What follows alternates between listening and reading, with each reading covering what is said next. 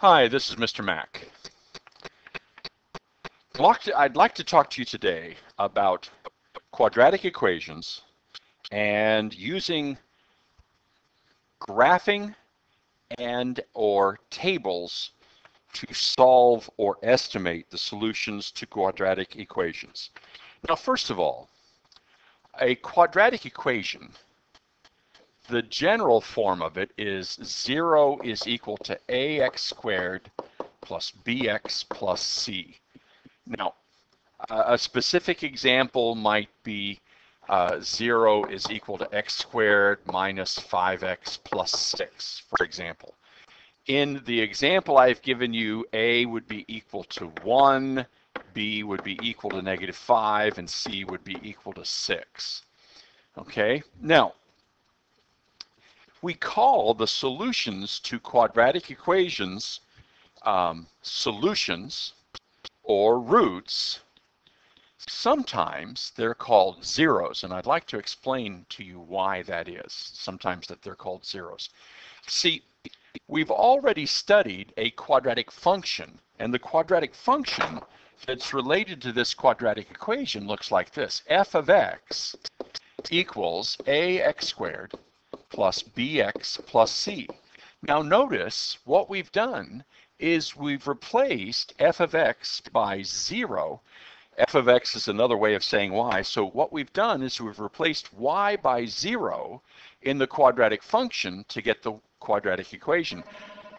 But if you think about it, if you put 0 in for y, what we've studied so far tells you that when you solve for x, you're going to get the places where the graph of the function crosses the x-axis.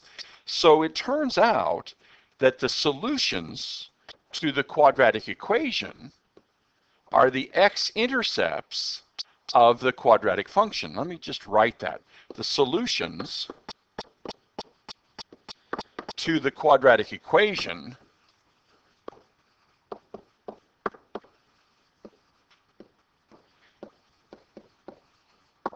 are the x-intercepts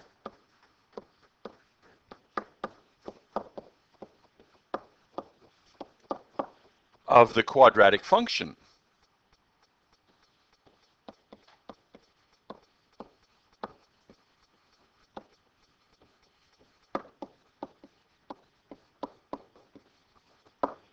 In other words, the solutions are the numbers you can put in for x so that the function will be equal to 0.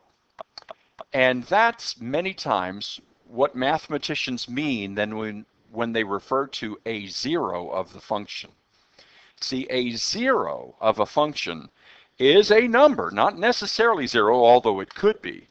A 0 of a function is a number that when you put it in for x, it makes the function equal to 0.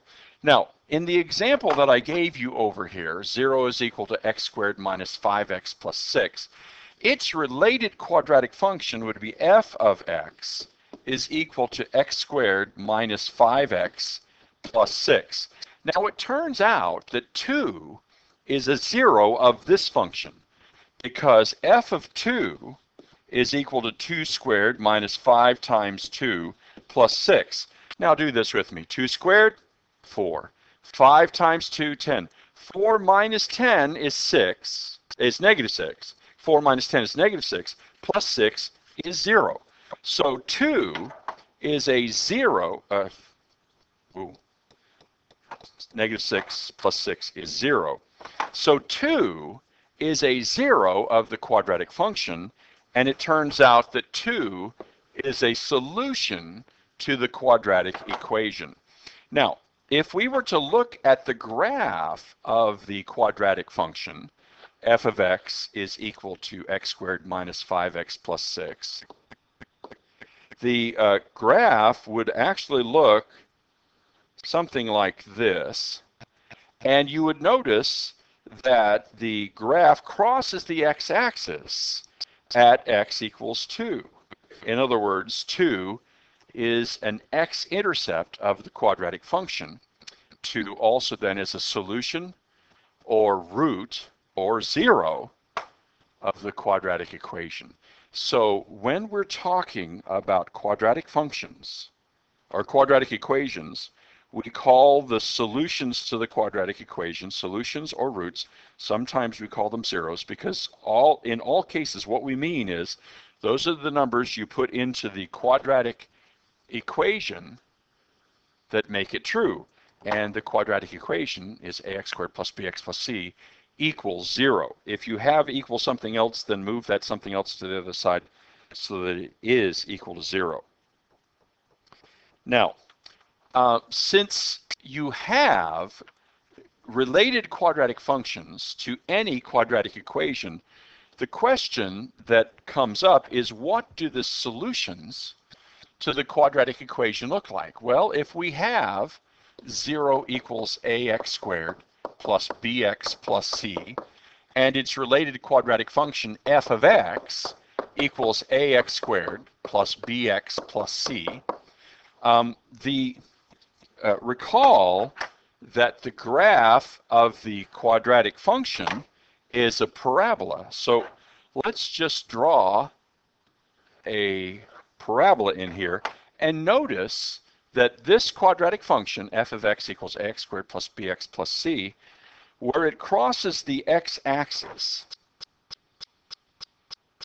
those x values are the x-intercepts of the quadratic function. They're the solutions of the quadratic equation.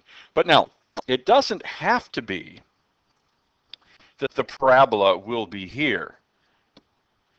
See, actually, this parabola might be here, in which case there would only be one solution to the quadratic equation. Or this parabola might be here. Now notice, this parabola doesn't cross the x-axis. What that means is there are no values for x, no real values for x anyway, that will make this quadratic function equal to 0.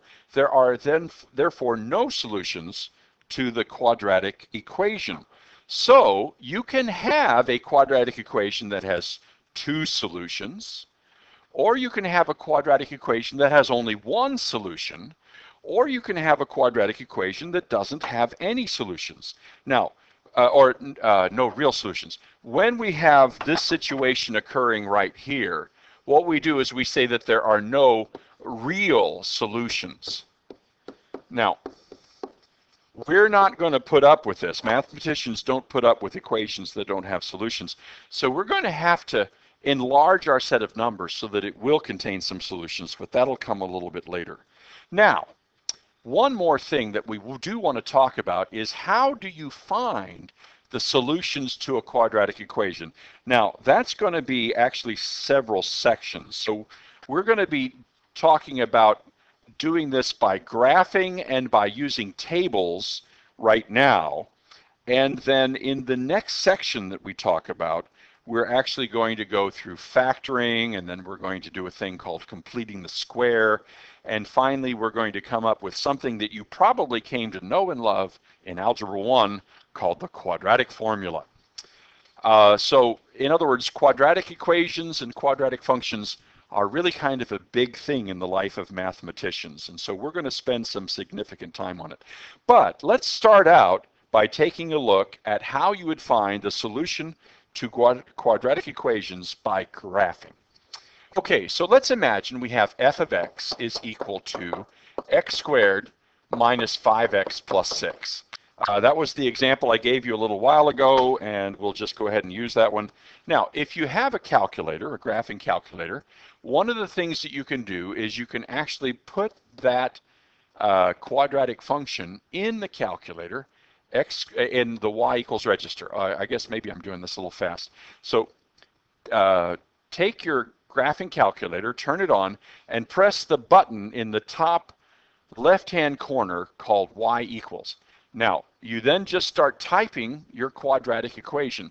We're going to type x squared minus 5x plus 6. Okay, now, to graph this, we want to take a look at how the graph of this looks on the xy axis. So the easiest way to do that is to press zoom and then 6. That'll make sure that your window is the standard -10 to 10 window in both ways. And if you don't see the parabola, then you're going to have to expand your window. But when we're looking at the parabola here, it does seem to be crossing the x-axis, but because of the fatness of the pixels, it's not really easy to see.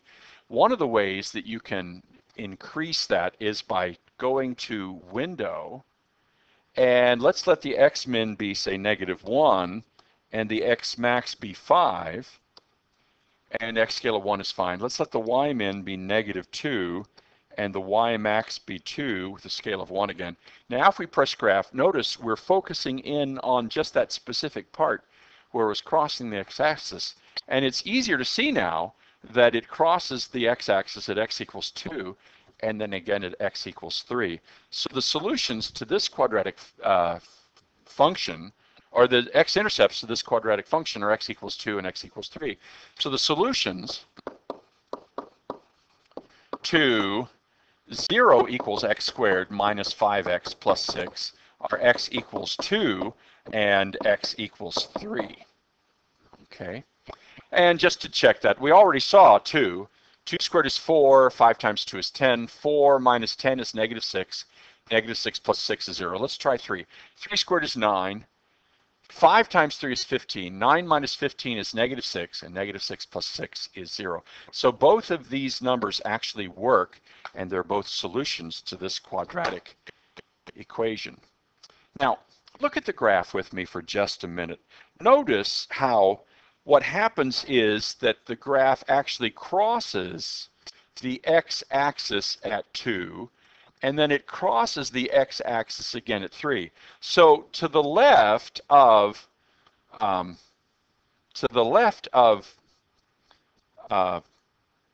2, y is positive, and to the right of 2, y is negative. And then to the left of 3, y is negative, and to the right of 3, y is positive. So if you were to look at a table of values, you would be looking for, first of all, either where y was 0 or where y changes signs. Now, the one I have right now is probably not going to be a good one to illustrate this. So let's do x squared minus 5x plus 2, and look at that graph for just a minute. Now notice the graph crosses the x-axis somewhere between 0 and 1, and it crosses the x-axis again someplace between 4 and 5. If we went to a table, in other words, if you press second and then graph, you're going to get a table, and you can move the, you can go up or down through the table by pressing the up or down arrow on this. Now, notice when x is 0, y is 2, and when x is 1, y is -2. So from the table, we can see that somewhere between x equals 0 and x equals 1, there has to be a place where y will be 0. So there's a solution to the quadratic equation somewhere between x equals 0 and x equals 1. Then notice also, when x is 4, y is negative. When x is 5, y is positive. So again, we see a change in sign of y when x goes from 4 to 5. That means that somewhere between x equals 4 and x equals 5, there has to be a solution. Okay, so we can use a table to find solutions, or we can use a graph to find solutions. Now, let's take a look. Let's go back to graph just again for a minute. If we go back to the graph, and let's say we wanted to see the solution, or to find the solution between 0 and 1 in more detail. Now, the calculator has the ability to find that solution, and this is how it works. First of all, you have to see the place where it crosses the x-axis on the screen, and then you can go to Second, Calc, and what we want is the place where the function is 0. That's number 2. So press 2, And what it's going to do is it's going to ask you to give it an x that's to the left of the x where the 0 is, and then it's going to ask you to give it an x to the right of where the 0 is, and then it's going to ask you to make a guess. Now the guess isn't all that important if you only let there be 1 0 between the two values you give it. Left bound, for example, I'm going to just put 0 in, and then I'm going to press enter. Now it says right bound. I'm going to put 1 in, and then I'm going to press enter. Now it says, what do you guess it is? Well, it's got a guess in there already. That's as good as any, so just press enter. And notice it'll say the 0 is 0.438444719. So for the quadratic function or equation that we have in there, where we have plus 2 rather than plus 6, the 0 is 0.438444719, etc. This is an irrational number. It keeps on going forever and ever. But you can find that value by using the calculate menu on your calculator. Let's try this together. If you were to put in your calculator x squared minus 5x plus 2, and then go to the graph, let's say we want to find this value over here that is between 4 and 5. Okay, you might want to pause right now and try to do that. Okay, we're back. Now, what you must have did was you press second, calculate, 2 for 0. Now, left bound, give it 4. Right bound, give it 5. Press enter. And then for the guess, just press enter.